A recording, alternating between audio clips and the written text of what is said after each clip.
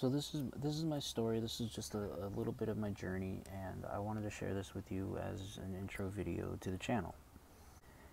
If you're new here, welcome, and I hope you enjoy the content. So 5 years ago, I was a young Democrat. I was very liberal. I was actually what they call an Occupy Democrat. I was very active in activist issues, social justice, and things like that. And one of the big things that I wanted to work on was improving the homeless situation in my local living community. Here's the thing, though. When it comes to the homeless community, there's not a lot of outside trust there. They've kind of been done dirty by a lot of different people. For me to come in as an outsider and start poking around and nosing around and asking a lot of questions, and I've realized this more going into it, that I made the right decision than I did before going into it. I kind of had my assumptions and hunches, though, that they wouldn't be very forthcoming with the truth. So I decided to infiltrate certain encampments. At first it was just around the city, you know, and then later it became the Great Lakes area, and then before I knew it, I was all over the place.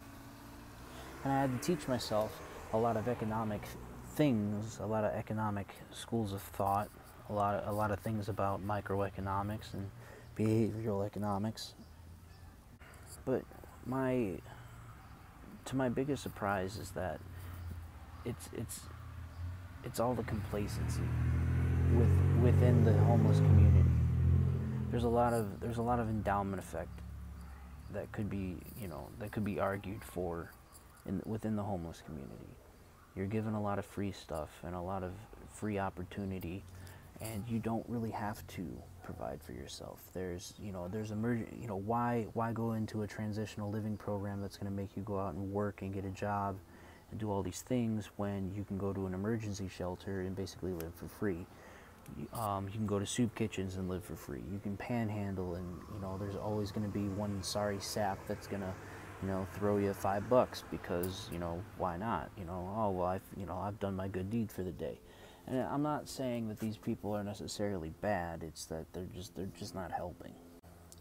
I do this stuff for 5 years, and I'm now ready to actually put it together in some semblance of literature for the academic community, so that they can see what I've done and they can weigh in on it. And that's when the reality of the situation hits me, is that I'm spitting so much truth. I'm dropping so many red pills that they now see me as a direct threat.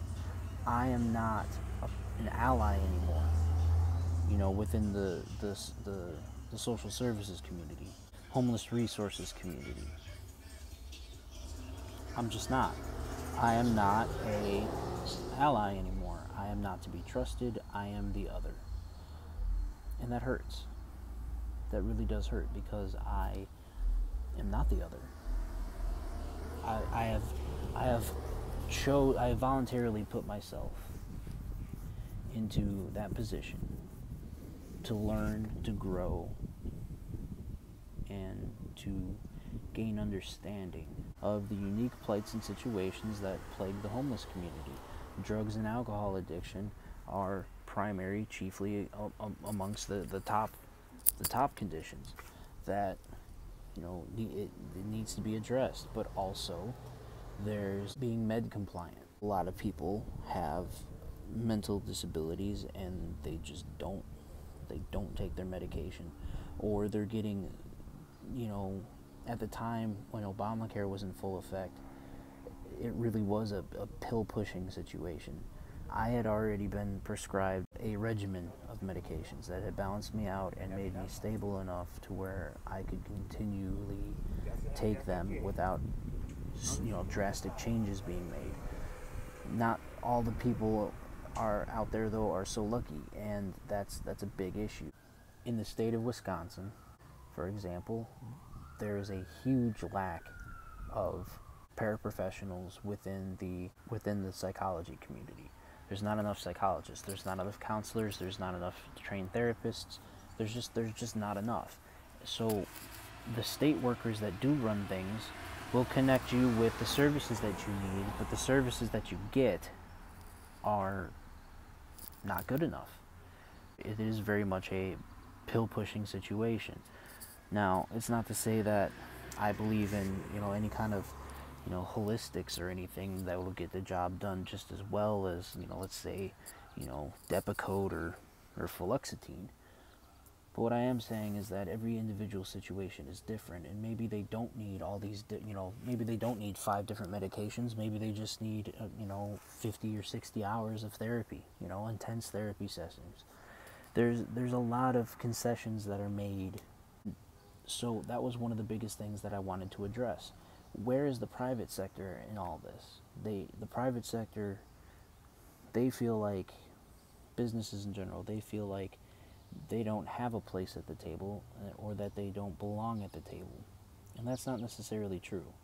Homelessness affects the community at large. And whether you're a small business owner or a large conglomerate, homelessness affects everybody. In order for me to address this situation, I was looking into dissenting opinions based on, what's already taking place within these communities, and what's going on to treat homelessness.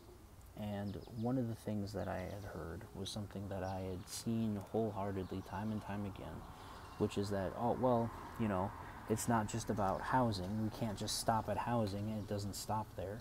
We need a continuum of care, and the part of that continuum of care is, getting people into job programs where they can become whole again.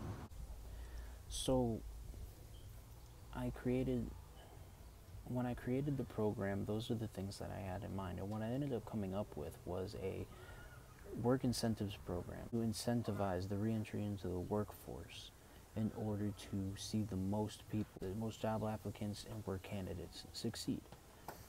That was the goal. What I ended up coming up with was essentially a way to actually privatize the poverty line and turn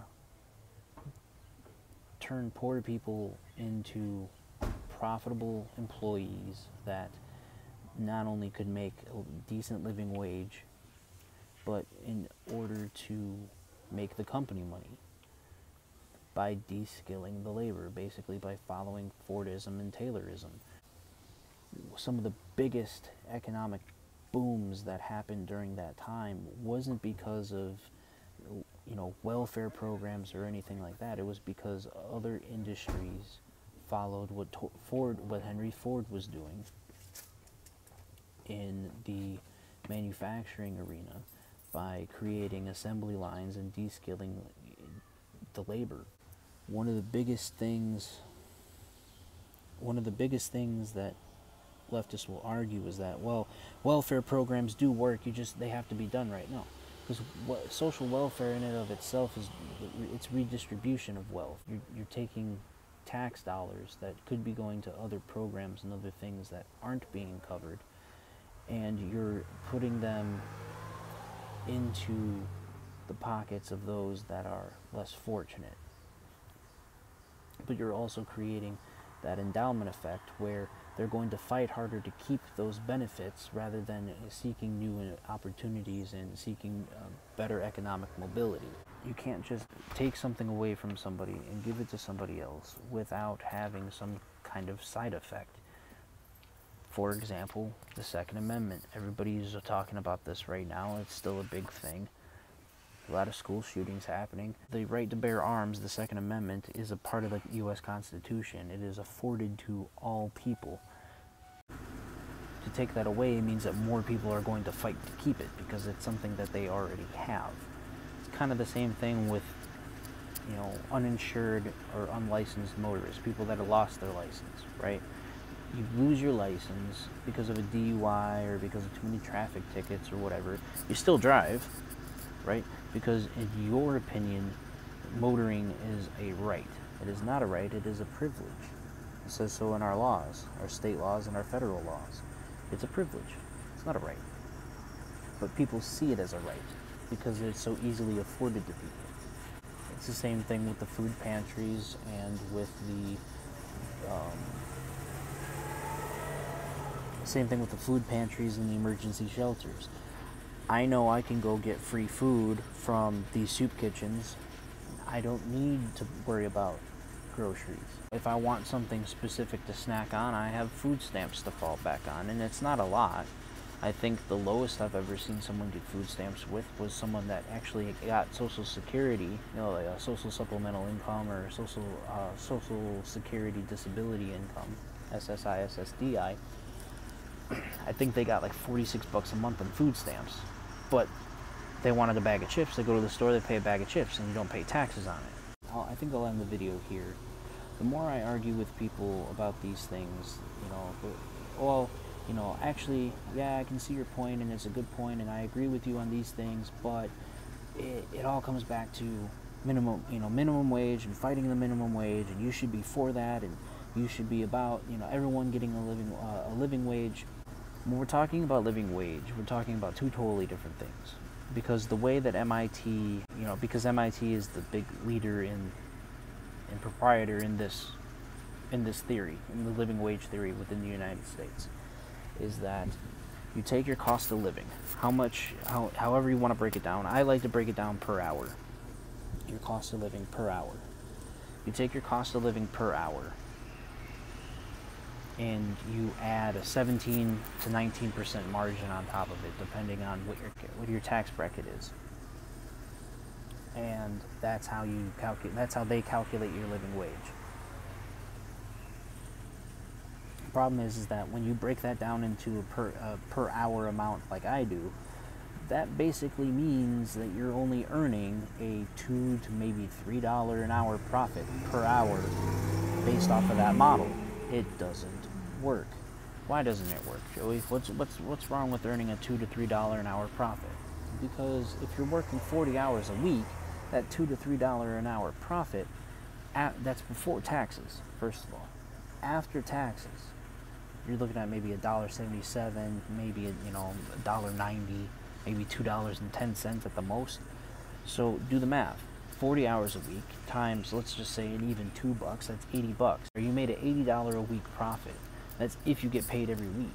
Most of the time, people are making, $160 every 2 weeks in profit. The marginal propensity to consume dictate that most of the time people are going to spend more than they save. Well, let's just say an even 80-20 split. And that's on stuff that's not already covered on their cost of living. Everybody needs to consume certain things in order to have a happy lifestyle. It's better to keep the cost of living small and to raise the profit incentive per hour than it is to have a small marginal profit. But it's not necessarily about just being more money. It's about the economic possibilities that you can do with that money. You're earning a more stable, more healthy profit margin between 35 to 42%. Now, if it was a business and not a household, I would argue that 35 to 42% profit margin is pretty darn decent. You want to save some serious cash, this is the way to do it. If you want to spend a little more on extra things, you can. And at the end of the day, when you're homeless, you feel like a prisoner. Having that economic mobility and that personal freedom to decide whatever it is you're going to spend your money on and not have to worry about taking care of your basic needs first, not being thrown to the wolves saying, hey, so we found you a place to live and we're going to pay your first 3 months, but then you have to go out and find a job that you would need at least $15 an hour to live off of because you need to buy your own food, you need to buy your own appliances, you need to buy your own this and that and everything else, and pay your $650 a month rent because this was the only apartment available and it's 2 bedrooms and you're only one person. These things have happened. I would rather take this plan.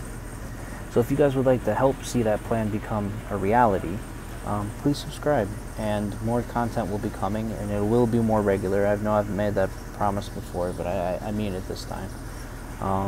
I'd like to thank my mentor, Asa Moss over at Fathering Autism, for showing me how to, slap a video together. Appreciate that. And we will see you next time. Peace.